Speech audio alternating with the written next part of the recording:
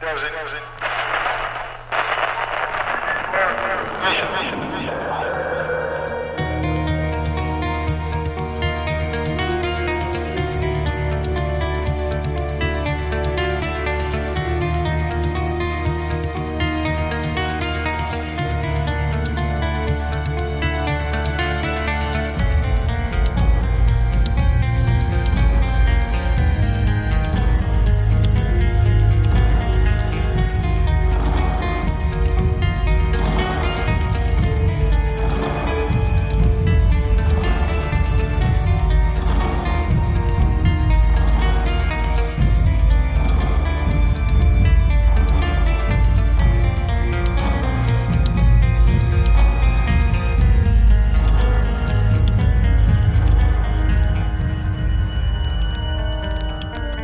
Good evening, happy Halloween, and welcome to Monsters Among Us.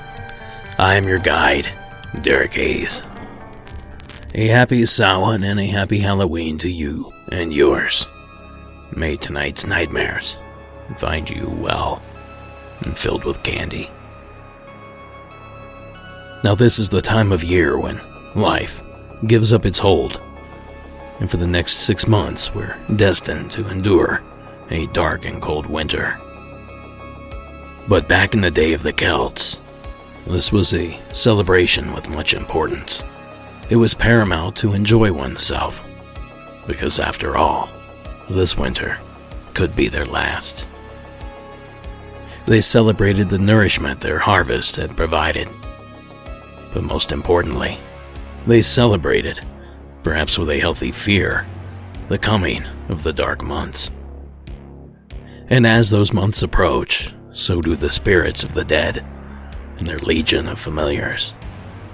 For this time of year also marks the point when the veil between our world and that of the spirit world is the thinnest. It's said to allow visitors of all kinds to wander in and out. But these days we take things a little lighter. But there's no denying that there's still a bit of magic in the air. A feeling you only get on Halloween.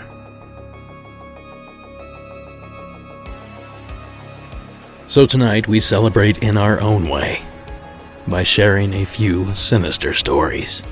Tales of ghosts, goblins, witches, black cats, and beastly hounds. And of course, what Halloween special would it be without killers, curses, and black magic? And as Shannon from the state of Oregon can tell us, even a ghoul or two.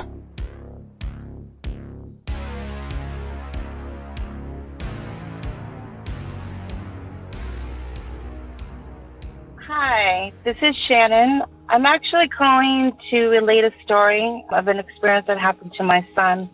We were living in a place called Fall Creek, Oregon. We don't live there now, but we had just moved to the area from Eugene, and it was out in the middle of nowhere, woods, very isolated, very cool. You could see eagles and ravens and all kinds of wildlife, and I'd moved my children out there hoping to enhance, their life experience. However, where we lived was very creepy. It was kind of like surrounded by woods, but we lived in a little clearing. And it just had a weird vibe. And my kids were very on edge all the time and nervous. They didn't like it. And we didn't stay there very long. But one night, it was a mobile home trailer in this clearing. I had asked my son to throw something from his room, like a shelf, onto the patio. Now, the front door had right next to it a very large window, like almost wall size, facing out over a patio, which, faced like the woods. And it was nighttime, and my son, he had opened the door and threw his shelf out, stepped inside the door, shut the door, and just stood there and was staring at me. And I looked at him, and I could tell he was white, and he was like in shock. The look made me it frightened me, and I was asking him, what happened? What's wrong? Morgan, what's going on? And he couldn't speak. And I'm like, Morgan, you're scaring me. What's going on? And I look out, I didn't see anything. And he said to me, I saw a face. And I'm like, you saw a face? What kind of face? And he's like, I don't know, a face, a white face. So in my mind, I'm thinking, oh, maybe he saw an animal. A bobcat is the only thing I could think of that kind of has, especially in the dark, eyes facing forward that could resemble a face. So I told the landlord, hey, my son saw a bobcat on the porch. He said it was on the porch, kind of like on the railing, facing him as he stepped out of the door. And then when I looked, it was gone. So obviously, it saw him. He got scared and jumped away. Throughout the years, we never really talked about it, but listening to this podcast, it made me think of, different experiences. And I was talking to my other son. Remember when Morgan saw that bobcat on our porch? To see a wild animal, that's pretty cool. So my son, who's now 22, I think this happened when he was about 10, 11 years old. I said, hey, remember when you saw that bobcat on the porch? And he said to me, no, Mom, it wasn't a bobcat. I'm like, what do you mean wasn't a bobcat? He says, no, I think what I saw was a rake. And I said, what? A rake? Are you serious? He said, you always said it was a bobcat, and I was terrified, and I really can't explain or comprehend what I saw. It was so frightening. But throughout the years, I have looked on the internet to kind of see, images connecting to what he saw. And he says, what I see on the internet, I saw a rake. And it was holding on to the edge of the railing. And when I saw it and it looked at me, it had these big glassy eyes. And it had white, grayish skin. And it jumped backwards like it pushed off and went backwards into the dark, and I could hear it land on the gravel. And he said, and it wasn't in the shape of an animal. Its body was almost kind of like in a weird elongated shape with arms bent. That's what I saw. And I still can't even say for sure exactly what it was because it was terrifying. And he says that now he said to a few people, like his friends, and nobody believes him. He's like, but it was not a bobcat. Now that I know this, all these years later, I would have been way more terrified. I'm way more comfortable with him seeing a bobcat. But now that I know that, at the time, he was scared and shocked. He was also a child. In a way, I'm kind of glad we don't live there anymore because I don't think I could live in a place where something like that was peering into our house at the time my son stepped. Because if it was on the porch and on the railing, it was looking into that large window at us. And that's really, really unnerving. So anyway, now that I'm listening to your podcast and hearing all the different stories, now we're more of a believer. Back then, I probably, even if he could tell me that, I probably wouldn't have believed him. But now, that's a little bit frightening to know that those kind of things are out there. Thank you for your podcast. I enjoy listening, and have a good day. Thanks, Shannon. Our old friend the Rake. Now, it's my understanding that, like the Slender Man, the Rake is a creature born and raised on the internet, specifically a platform called 4chan.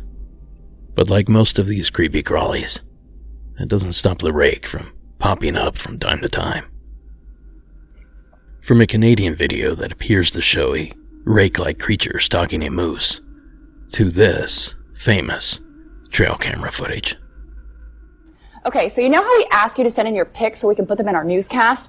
Well, you gotta see what one viewer claims his friend found at a hunting camp in Berwick. I really don't even know what that is. The guy who sent it in didn't want us to mention his name, but tells us this is totally for real. He says last weekend his friend's family found one of their hunting camps destroyed, but the SIM card was still there, and so was this crazy image.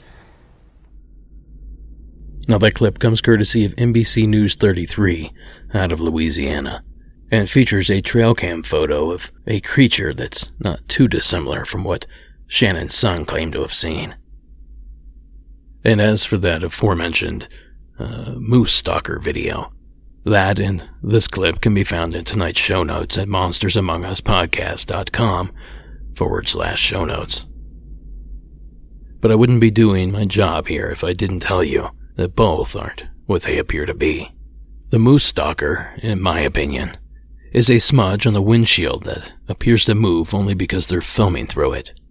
In other words, we're looking at forced perspective. And that trail cam photo, well, unfortunately, it's viral marketing for a video game. But don't let all that dissuade you.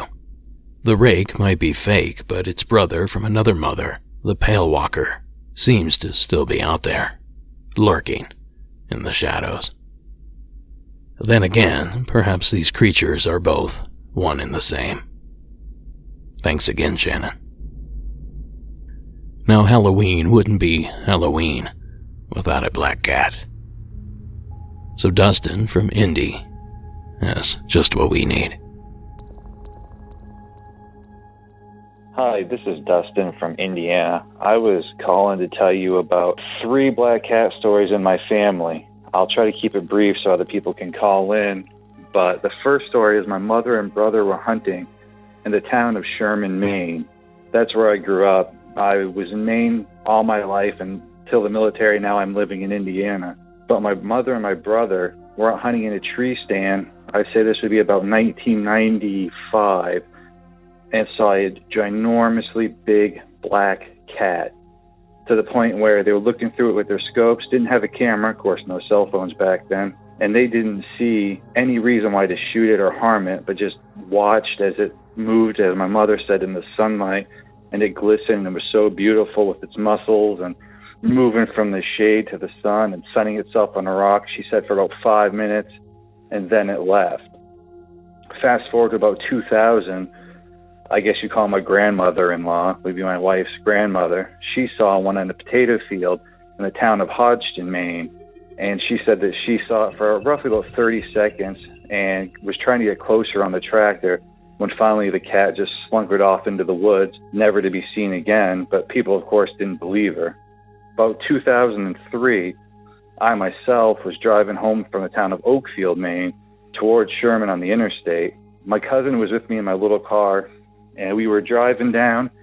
I was like, wow, look at that bear on the side of the road. It looked like someone hit it. And my little cousin said to me, well, look close. I don't think that that's a bear. Of course, I was about 19 years old and focusing on the road. I glanced over and I saw the big paws and the long tail and the head. I was like, that's not a bear. That's a giant cat. Well, we were going about 70 miles an hour, and there's nowhere really to turn around. It's a one-way highway. So we crossed over eventually, doubled back, and we were coming back again past it. We got up on it, and I saw all these blue lights. Couple state troopers, couple of sheriffs, game warden, and even a ranger was there, a forest ranger. I was like, what is going on? So I pulled over and I rolled down my window and I say, hey, what is that? Is that a bear or what was that? We saw a cat, we think. And the guy said to me, the sheriff and the ranger walked up and he said, hey, there's nothing to see here.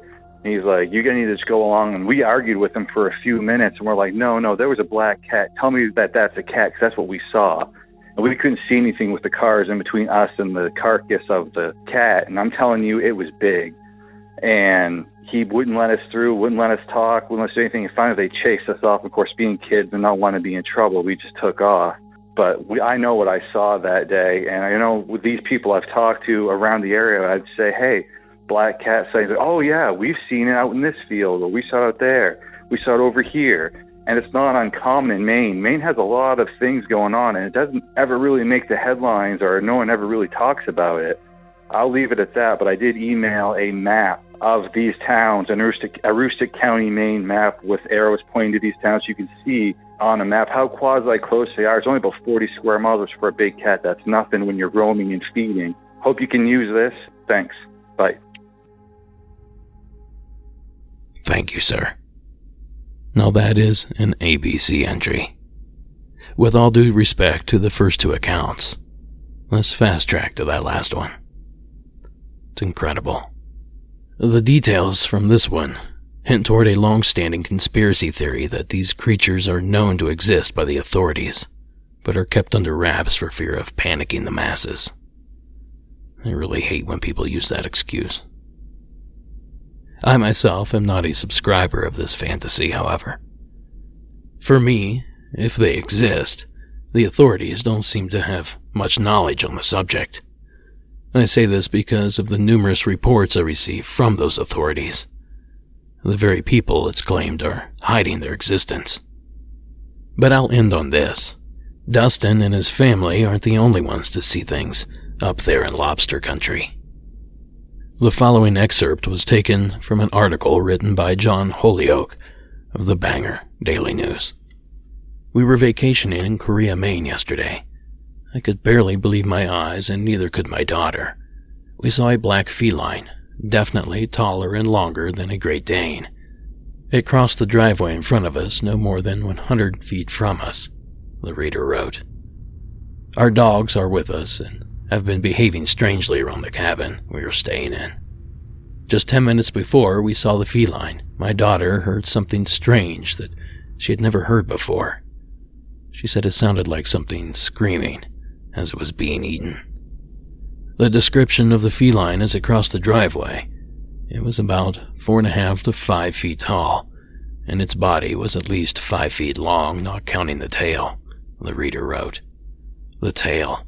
Oh my goodness. The tail hung like a large, long letter J. The tail was about as long as the feline's entire body, and had a white ring around the edge.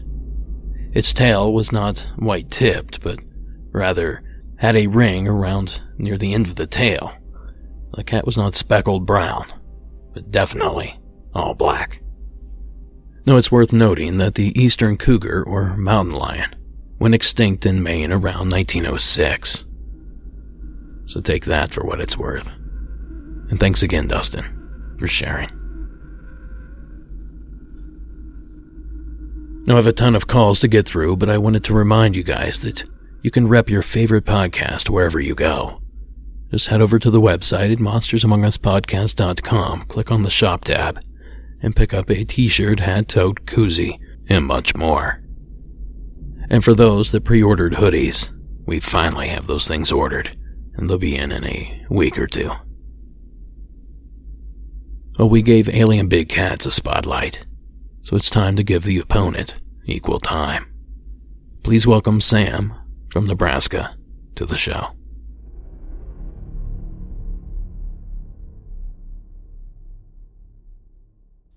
Hi, Derek. My name's Sam. I'm from Omaha, Nebraska. And this thing kind of happened about 4 years ago, my freshman year of high school. I'm a senior now. It was around early October. So at the time, both my twin brother and I were on the bus list. And so we had a bus stop about maybe 1.5 to maybe 1 mile away from our house. So a creek runs through the neighborhood back behind our bus stop. One day, early in the morning, about 6:45, so I was talking to my brother, and all of a sudden he just doesn't respond, and so I look over at him, and he's turned around, looking down the street over by the creek, and he's just white, completely white. And I follow his line of sight, and I see this thing. It looked to be like, I don't know, maybe a bear or a large dog, but it was standing up on its hind legs, sniffing at a couple cars, and then it just darted back into the tree line, and I still can't understand what it was. There are no bears in the middle of Omaha, Nebraska, so I don't know if maybe it was a large dog that just decided to stand up on its hind legs, but it wasn't braced against a car or anything like that. It stood up out of its own volition. My brother still refuses to talk about it. I don't know what it was, and I was hoping you could maybe lend some insight. I hate to jump to conclusions, but that description almost sounds more like a Dogman than anything else. Tall, bear-like, bipedal. And before anyone claims it was likely a bear, while you could be right, it's important to note that the last black bear sighted in the Omaha area occurred back in the 1870s. So at this point, seeing a black bear would almost be as rare as seeing a Dogman. Now, I wasn't able to find much information on Nebraska werewolves or Dogmen. So if any listeners out there know of any hairy legends, please let me know. And speaking of letting me know, I had a few listeners, notably Dan and Ronald, point out that last week's call about the time slip in the strange car was based on an actual vehicle. Now, according to these gentlemen, the car did exist, but only 51 of them were made back in 1947 and 1948. Now here's the odd detail. The Tucker 300 featured a third headlight, dead center of the grille, that moved with a steering wheel.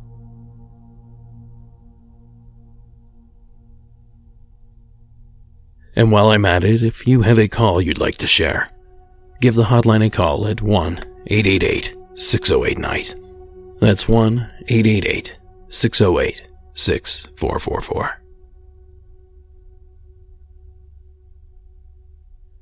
Now, witches are next up on our list of Halloween staples. For this one, please welcome Maria from California to the program. Hi, my name is Maria. I'm calling from SoCal, and this story actually belongs to my mother and my grandmother. Unfortunately, my grandmother passed away from cancer, so this is my mother's point of view. And it comes from our hometown in Mexico City, and it has to do with basically a murdering witch. She was basically a hit for hire. She was known as La Matona, which translates as to the killer. She was well known. She wasn't like in the outskirts or secluded or anything. And how my grandmother met her personally was that she went to get her cards read, because we have a long history and connection of witchcraft and, like the healing and the white magic and stuff in my family. So we're very comfortable with it. So she just went to her, and from there she told her, I want your husband. My grandma was smart enough not to fight with, a killer witch. She was like, okay, that's cool. Do whatever you want. You're not going to get him.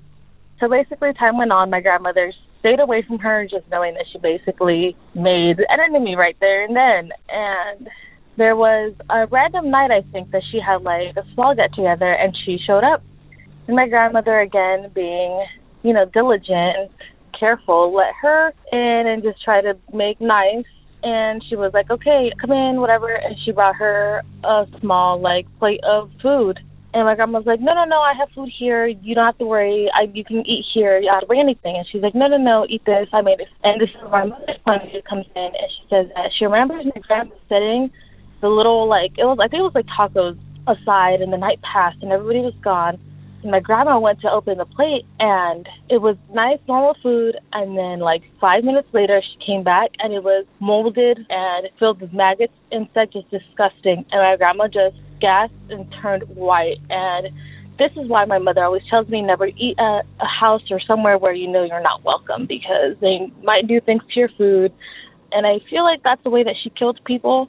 Once you eat that, black magic, once you eat that dark supernatural, I don't know what they do to it, hex it, there's basically no way to coming back from that, and you kind of die. And after a year of what she recalls of problems of her coming in at night, banging on the door, screaming, she would throw graveyard dirt at the front door, which is said to whoever steps on that is meant to die or is meant to have horrible accidents. She would throw animal bones at the doors. She would do a whole bunch of random crazy stuff. But the only reason I feel like my family there was okay is because on my grandma's side, her sisters practiced the white magic, and they were healers, and then they were cleansing them all the time. They put protection spells, I guess, on the house. And my mom recalls one night vividly that she came over and they were really getting into it, fighting, and she told her, because of your incessant attitude, because of your black blood, and because of your crossed veins, I can't effing kill you. And it just stuck with me. I was like, what the heck? How have you never told me this? So it's really crazy stuff. I don't know how that has to do with how you're protected or the black magic, but it kind of runs deep in our family. We have a pretty wild history, not of us being witches, but of practicing and fighting it, even up until my grandpa's death. And I've had siblings that have died before. They were all under suspicious circumstances. I don't know how, but thank you. Thank you, Maria. She sounds like one bad witch. Now, I hope the power this particular woman possessed was rare, I'm weird about my food even without mold and maggots. Thanks again, Maria, for taking the time to share.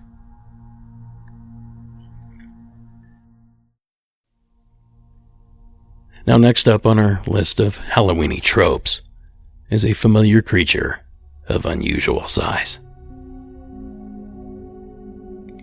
In my time living at Lake Cuyamaca, I spent much of my free time in the parks hiking. I hiked anywhere from 10 to 20 miles a day, depending upon the demands on my time for the day.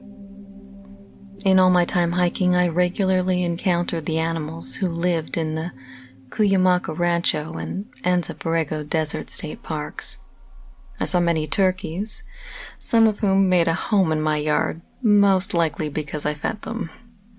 Deer, coyotes, rattlesnakes, and other reptiles, a wide range of birds, tarantulas, and plenty of other spiders, scorpions, bats, rabbits, raccoons, and even once a black bear. I always made a point of identifying any new creature I came across. Only one animal could I never identify. It was one I saw while driving back home late one night. I had driven up to Alpine in the early evening, and it was dark while I was returning home on Highway 79. If you've ever driven this road through the Cuyamaca Rancho Park, you'll know that it's a winding road with hairpin bends, sheer drops along one side, and no lights. Along one portion where the road resembles a backwards-facing number 3, I was beginning a curve leftwards when my headlights swept across the curve of the next bend over. There was an animal huddled in the road. My first thought was rabbit, but I immediately dismissed that. It was too large. So my next assumption was raccoon. It was about the right size. I was already driving slowly due to the road and the dark, but I slowed even more just in case it would still be in the road. As I made the tight right turn, my headlights swept back onto it. I kept staring at it, unmoving in the road as I rolled forward. I stopped about 20 feet from it when I finally realized what I was looking at. It was a spider. Its body was flat to the road. Its legs were pulled tight to its body. The bent legs extended well above the body. It was approximately 1.5 feet across and a little over 1 foot high, maybe. It was thickly bristled, brindled dark brown and light gray, not the fine dark velvet of the tarantulas with which I was familiar. The legs were also much thinner and longer proportionally to its body than that of a typical tarantula. I sat there maybe a minute with it unmoving, and I started to wonder if someone's Halloween decoration had fallen out of their car, though it was completely out of season for it, being early summer. I let my car roll forward maybe another 5 feet to see if it would move. Its body popped up off the ground, and its legs darted out to the side. It was now well over 2 feet across. It froze like that for about 4 seconds. 4 very long seconds for me watching this thing watching me. Then it shot off the road towards the drop-off to my right. I say shot because its speed was incredible. It was like trying to see a hummingbird's wings in flight. So fast it was just a blur. As soon as I arrived home, I tried to research to identify it.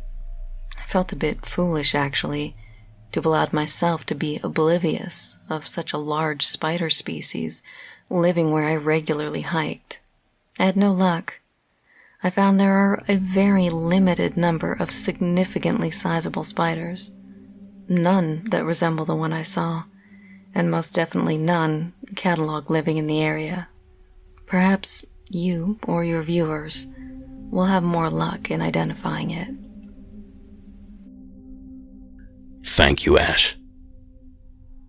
Yet another creature to add to our growing list of oddities in and around Anza Borrego State Park here in Southern California. Now, it's worth noting that there are a few species of spider here in SoCal that are said to reach mammoth size. That's about 6 inches across, not the 2 feet that Ash claimed. Now, I'm not super familiar with legends of large spiders in the US, but I do recall a few legends from other parts of the globe. The Jabafufi is a legendary spider that's said to roam the jungles of the Congo. A spider thought to reach sizes of 4 feet across, and is claimed to have the ability to kill and eat dogs. I guess that's why they say always watch where you walk when you're in the desert.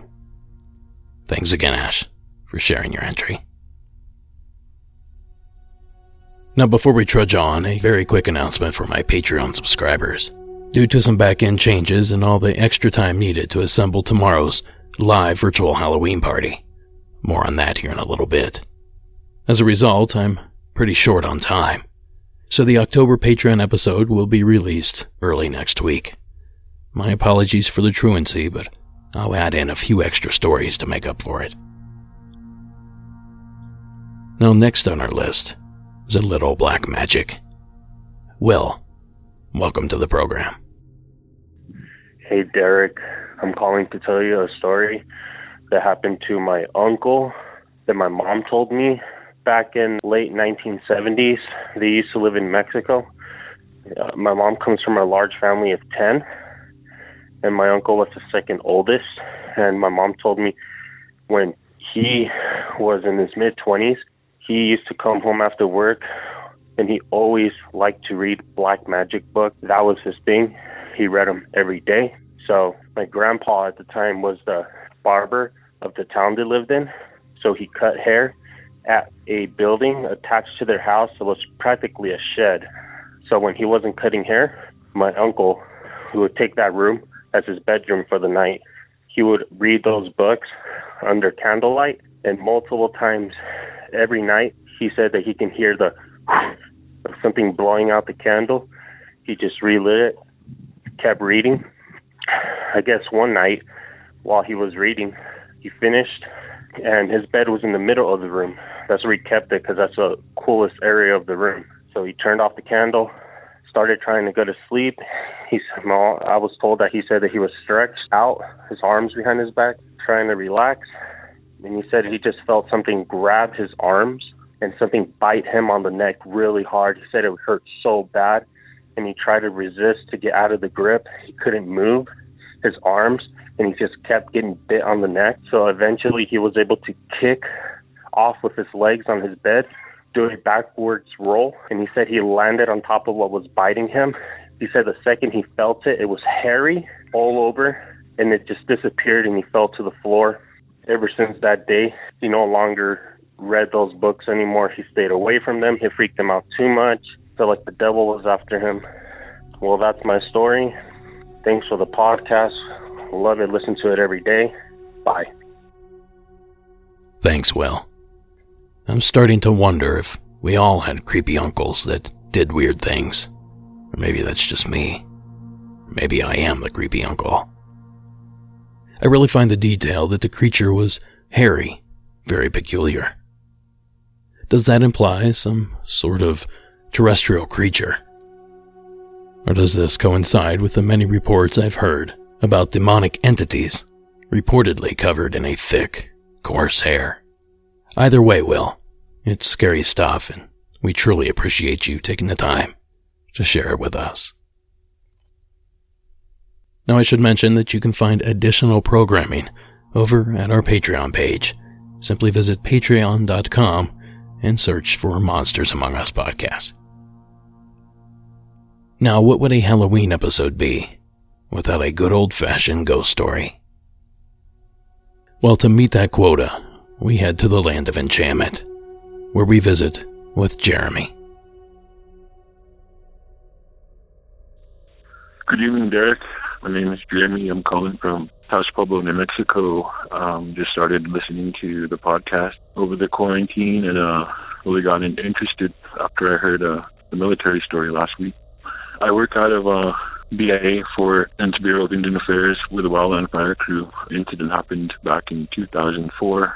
We were on a fire assignment on a 14-day detail in Montana, and around day 10 we ended up near Crow Agency, close to the Little Bighorn Memorial Site. Long story short, we ended up staying the last 4 nights at Crow Agency. The first night was 3/4 moon, waning gibbons, and we were camped out in a big rodeo area, big field. First night, a couple of the guys were talking about seeing a Native American lady in buckskin dress with long hair during the night while we were sleeping.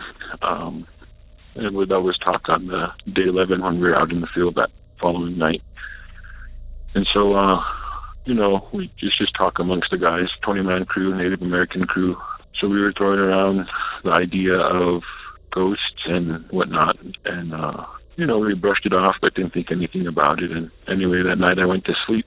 I woke up with real eerie feeling, and I thought I was awake, but I guess I was feeling that I was awake. But anyway, I seen a lady walking around, and in my dream, she came to my tent, and it's pretty night, moonlit, about 60 degrees, so I didn't put my rain fly up, and through the screen I could see her walking around through the camp.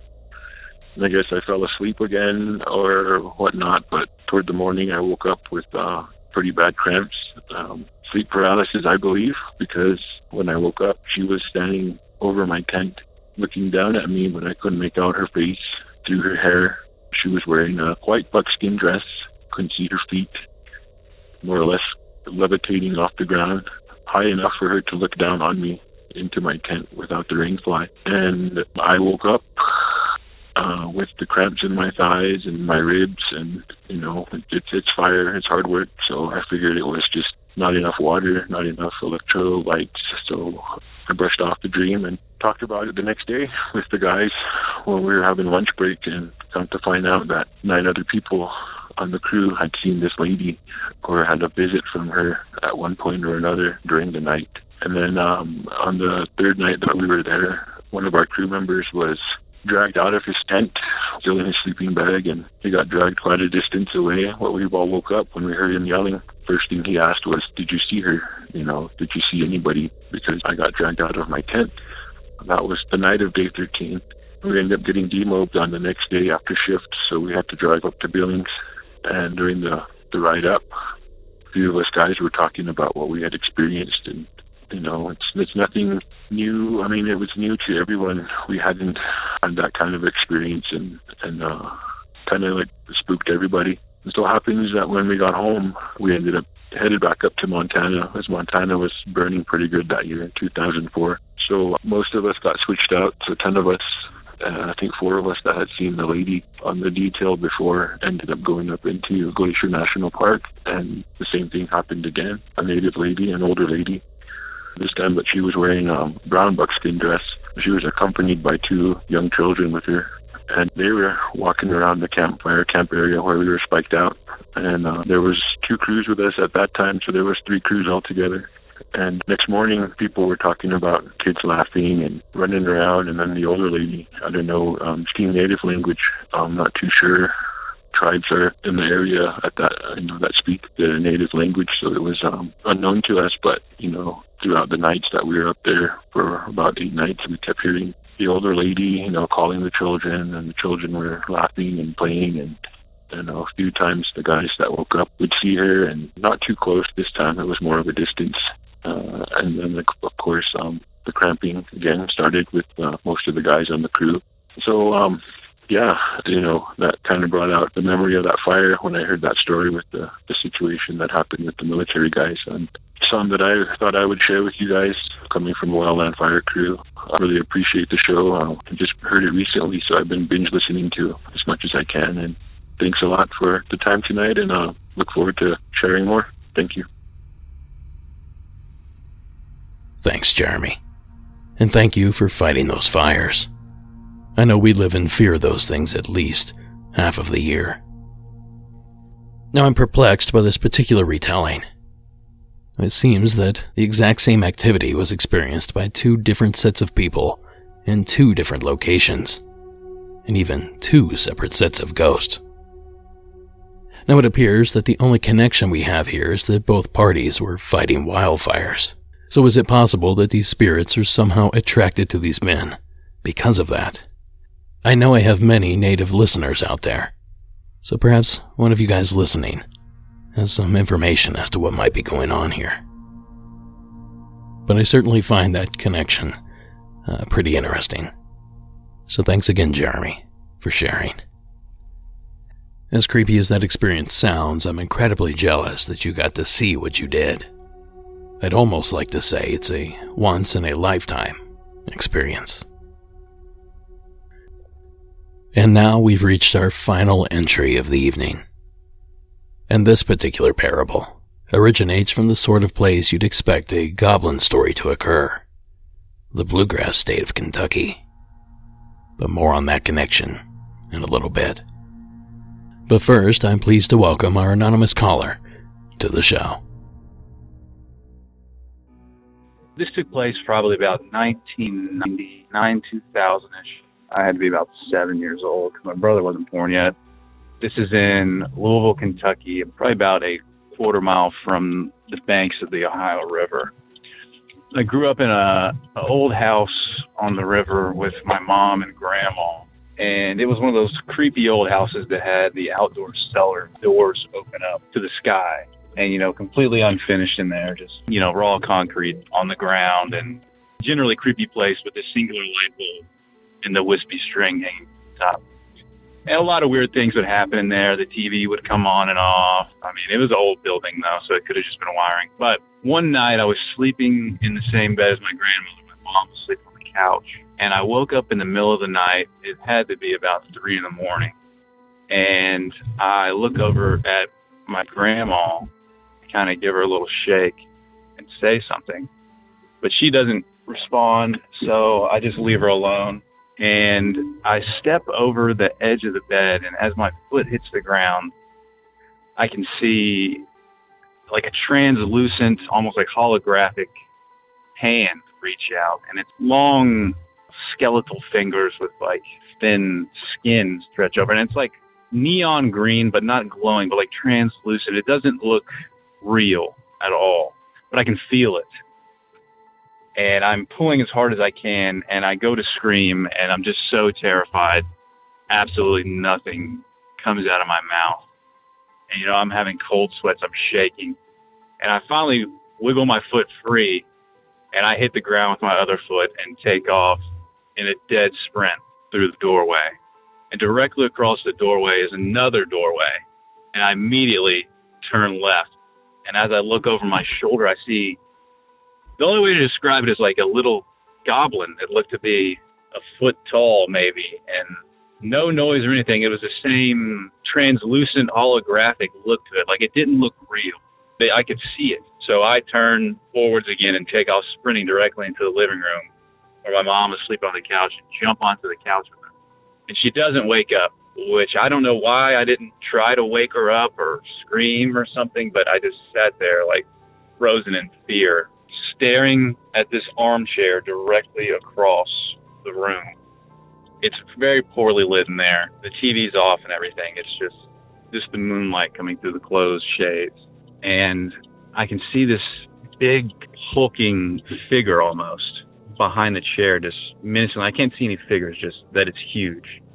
And I just sat there and stared at it for the next, it must have been 2 hours before I finally fell asleep. But when I woke up, there was nothing there. And the only way I could explain it is some type of hallucination type thing, because I used to sleepwalk as a child a lot. And I know it's kind of gross, but I've heard other people doing it, like just like peeing, like standing up and just peeing like in a urinal in my sleep. But I'm like 6 or 7 years old. So, I mean, maybe it was something weird like that, but that's the only thing I can think of to explain it. All right, it's about 5 minutes. Thanks. Bye.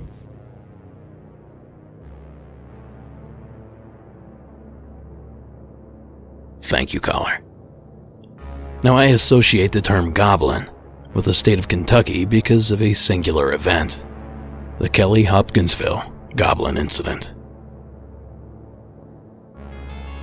The year was 1955. It was hot and humid in the hills of Kentucky on the evening of August 21st.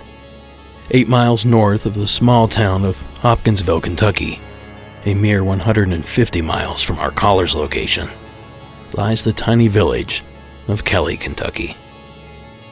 On the night in question, 11 people were crammed into a sweltering farmhouse nestled in the hills above town. Among those in the home was the matriarch of the family, Glennie Sutton, her son Elmer Lucky Sutton, and some of his friends visiting from a local carnival where they were employed. Lucky's daughter, Geraldine Sutton Stith, remembers the event. Whatever happened that night, I don't know. I wasn't there. But it was something that terrified my father till the day he died. Did Daddy ever talk about it? Not very often. You were very, very, very lucky if you got him to talk. And me, I didn't want to hear it. It scared me. Around dusk, Lucky's friend Billy Ray Taylor went out to the well to pump water for the wash basin. That's when something streaking the sky caught his attention. And while he was out there, he saw something going across the sky. It was oval in shape, silver, and he said with the colors of the rainbow floating behind it. Didn't know what it was, never saw anything like that before in his life. Now, from what I gather, Billy Ray was known to be a bit of a trickster. So when he burst into the house screaming about a flying saucer, no one took notice. Eventually, Billy Ray was able to convince Lucky and Glennie to go outside and have a look. Reluctantly, they shuffled out the front door, only to find, not to their surprise, nothing. Annoyed, they turned to head back inside, when suddenly... And as they were going back in, they saw something coming out from the back of the woods in the back of the house, and it was like 3.5 foot tall, arms almost to the ground, and they were floating above the ground. Of course, anybody in the right mind would know, well, this is something not right here. They run in the house and tell everybody, yes, we saw something out here. There's something out here. When members of the Sutton family first saw the creatures approaching the house, they described them as little human-like figures 3 to 4 feet tall, with pointed ears. But the most prominent feature of their entire makeup was the large, round eyes that appeared not to blink. That voice is Kelly area historian William Turner. Now, as you would expect, at the sight of the creature, the group hurried inside. Now, this is where most stories like this end, but for this one, this is just a beginning. Billy Ray shoots. My grandmother falls to the floor. Everybody comes running to where they're at. They help her up, and I saw it. There is something out here. About that time, a shot rings out in the front of the house when Uncle JC shoots one through the window. And that's when all hell breaks loose. Every able-bodied man grabbed a firearm and began shooting through the windows at the creatures. And the women and children rushed to hide under beds. Billy Ray runs out the front stoop, and there, one is sitting up there, and a hand comes down and tries to grab him. Eileen grabs him and yanks him back in. My dad runs out there, shoots that one off the house, and they notice that when they shoot him, they drop and roll and just float back away. The standoff continued for several hours. As the creatures approached the house, the terrified men would fire, holding them at bay until finally, like a scene out of an old 80s horror flick, Lucky and Billy Ray managed to reach the pickup truck and speed off for help. When the investigating officers arrived, they made a thorough search of the house. They were joined soon thereafter by personnel from the sheriff's office and even some military personnel from nearby Fort Campbell. A thorough search was made of the house and the grounds surrounding the house. There was rifle shells and shotgun shells all over the ground and inside the house. Holes in screens, woodwork shot up, clear evidence they were shooting at something, but no blood, no bodies. As expected, the police and soldiers from a nearby base concluded their fruitless investigation and hightailed it back to town. It was as if this saga hasn't seen enough sequels. An hour or so later, the strange creatures returned. The occupants of the tiny, bullet-hole-ridden farmhouse managed to hold their ground until morning, when the creatures simply went away. What didn't go away, however, is the morbid curiosity that people have for this strange story. Media and onlookers alike flocked to the town, hoping to catch a glimpse of one of these, as they were called at the time, little green men. So maybe it was wise of our caller to remain anonymous on this one. He might end up with people camping out in his yard. And before you think that this entire thing was probably made up, I did catch one detail in these clips that lent a little credence to the reports. By the way, those clips come courtesy of the program Creepy Canada and WHAS ABC News 11 out of Louisville, Kentucky. Now, the clip that I found was a mention historian William Turner gave about something odd a nearby officer reported seeing that very evening. There was a police officer at nearby Shady Oaks restaurant, maybe 3 miles from Kelly. And this police officer indicated that sometime just prior to the reported landing of the spacecraft at Kelly, that he saw a series, maybe 3 meteors streaking northeastwardly across the sky in the general directional pattern of Kelly. So there you have it. Halloween through the airwaves. The digital airwaves, at least. Now, before I duck out of here, I have a little update on tomorrow's virtual Halloween party. The event begins at 8 p.m. Eastern, 5 p.m. Pacific, and can be found on both our YouTube and Facebook pages. This is an all-ages event, so feel free to bring the kids, whip up a costume, and come watch, join the chat, or even pop on camera to enter the costume contest or the paranormal trivia game show. Now, when you do venture over, virtually of course, be sure to bring your wallet. We are featuring nearly a dozen virtual vendors, and these awesome cryptid artists have great discounts. In addition, we're doing what we can to raise money for a great cause in the fire-wrought regions of Northern California and Oregon. More specifically, a group that helps reunite pets lost and displaced by the tragic wildfires.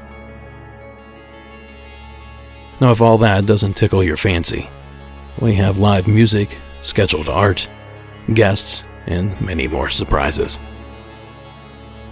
And hey, we're giving away tons of prizes. So hit up your social media accounts for more details. And I'll see you tomorrow. Monsters Among Us is written and produced by me, Derek Hayes. Additional support is provided by Sarah Carter Hayes and Addie Lloyd. All audio used in this production is done so under the protection of fair use. And the terrifying score that you hear, that's Co.ag Music and White Bat Audio. Thank you so much for listening, and until next week.